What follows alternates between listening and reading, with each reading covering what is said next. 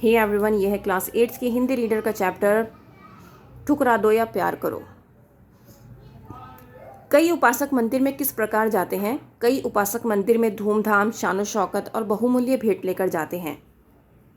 कवित्री मंदिर में खाली हाथ क्यों गई? कवित्री मंदिर में खाली हाथ इसलिए गई क्योंकि वह गरीब थी और वह पूजा के लिए सामान नहीं खरीद सकती थी।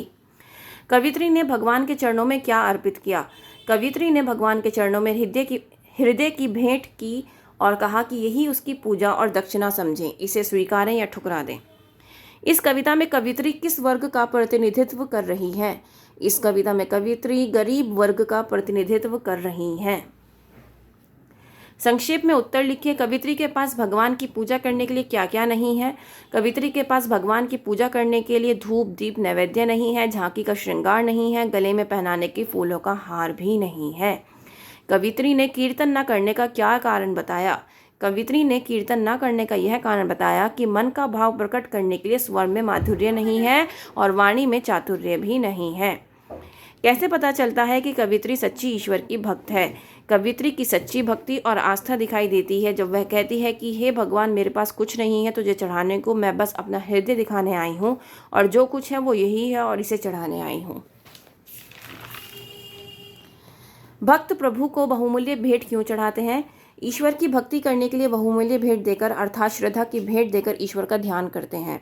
विस्तार से उत्तर लिखिए। कवित्री ने स्वयं को पुजारिन और भिकारिन क्यों कहा? कवित्री ने स्वयं को पुजारिन और भिकारिन इसलिए कहा क्योंकि वह गरीब है और भगवान को भेंट चढ़ाने हेतु कुछ भी नहीं लाई है। भिकारिन श्रद्धा की भेंट देकर ईश्वर का ध्यान करती है क्योंकि उसके स्वर में माधुर्य नहीं है तो वो कीर्तन भी नहीं कर सकती। इसलिए वो कहती है कि हे प्रभु, मैं अपना हृदय तुझे चढ़ाने आई हूँ, तुझे दिखाने आई हूँ, क्योंकि कवित्री का हृदय निश्चल प्रेम का प्यासा है। कविता में किसे ईश्वर की वस्तु कहा गया है और क्यों? कविता में हृदय को ईश्वर की वस्तु कहा गया है क्योंकि भिकारिन बहुत गरीब है और उन्मत्त प्रेम की प्यासी है। भिकारिन के पास भगवान को चढ़ाने के लिए कोई चढ़ावा नहीं है, लेकिन वो सच्ची आस्था से भगवान की पूजा करने आई है और चढ़ावे के रूप में अपने हृदय को भगवान के चरणों में अर्पित कर रही है, क्योंकि ये भगवान की ही दी हुई वस्तु है। क्या ईश्वर को बहुमूल्य भेंट व दान दक्षिणा से प्रसन्न किया जा सकता है?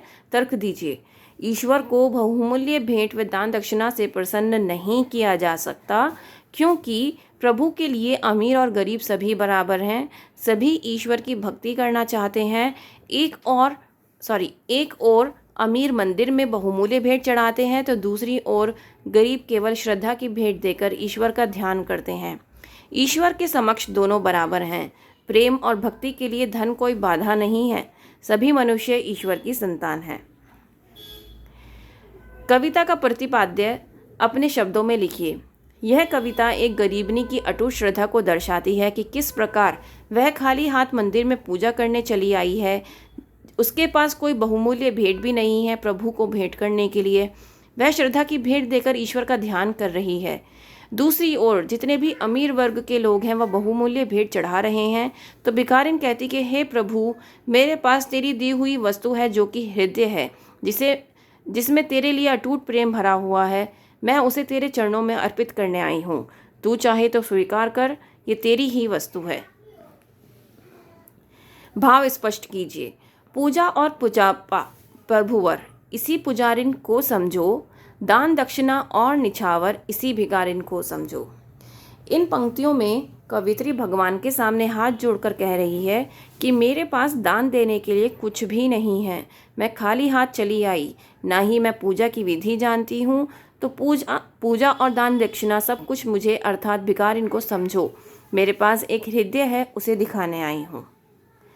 मैं उन्मत्त प्रेम की प्यासी हृदय दिखाने आई हूँ। जो कुछ है वह यही पास है, इसे चढ़ाने आई हूँ।